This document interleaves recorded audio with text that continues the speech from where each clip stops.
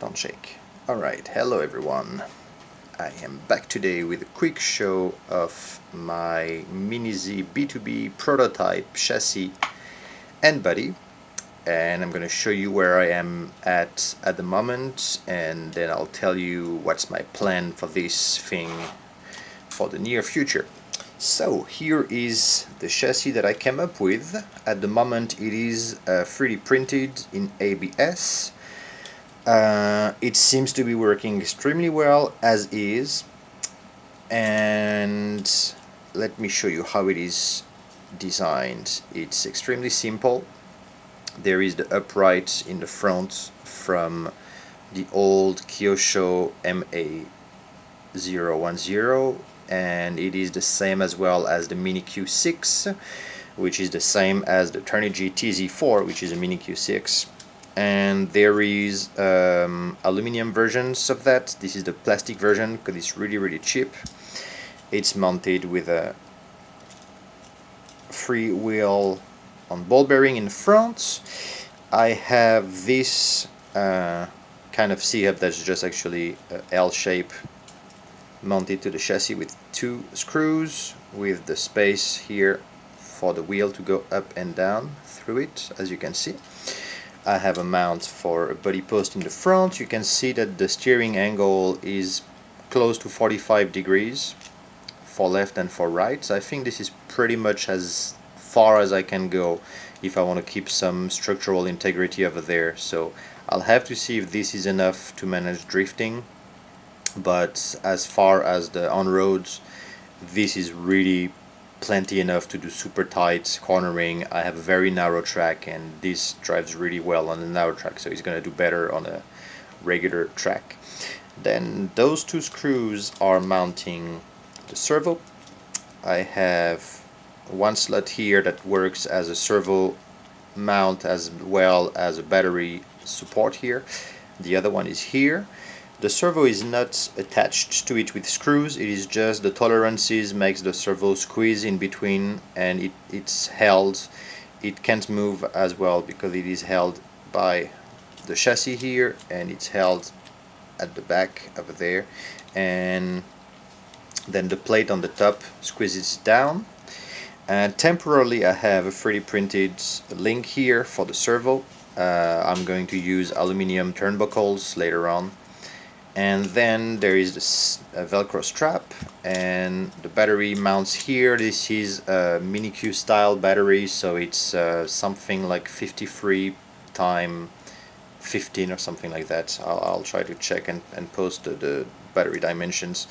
Body posts are mounted over there, and at the rear you see the pod is simply mounted to the chassis directly. I have some grooves cut over there that gives a bit more flexibility to the rear. So it's very similar to what I did to my Trike 1.0 112 chassis. And I will have a bit more available holes in order to mount T-plates like I originally thought I was going to do. That was the original chassis designs, when there was only the T-plate mounted there and then the pod mounted over there, reversed in that case. But actually I figured that directly mounting the pod here and with those grooves, there's going to be enough twists for allowing the chassis to move, but not too much that the front is going to start touching the ground and lifting too much the rear. And so this would be a very short wheelbase with the this is the rear end, the pod from my first Mini Z. So this was interesting for me to see because it's a motor over axle, so it is really tall, and I needed to make sure that I can design something around that so I can pretty much fit any pods. Ideally I think it would be like a mid-rear like that with the angled version, even the LM version, so you can imagine how the wheelbase would increase if you were to attach the longer one. This is very short wheelbase at the moment. It's actually, the body is not mounted ideally.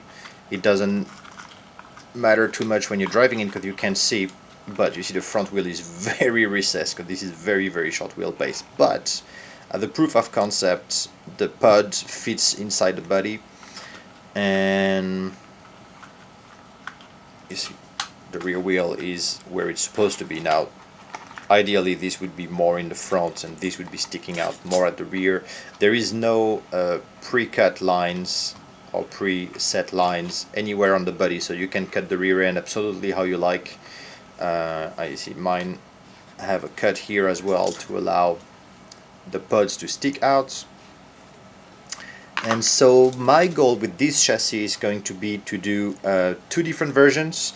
I'm going to have this 3D printed version that I'm going to get printed out. I'm not sure what material yet, but there's going to be the 3D printed version that includes the servo mounts, the servo horn, the servo link, the C-hub, and the chassis plates. And then you'll have to have your own pods and your own front ends from the mini-Zs or the mini-Qs.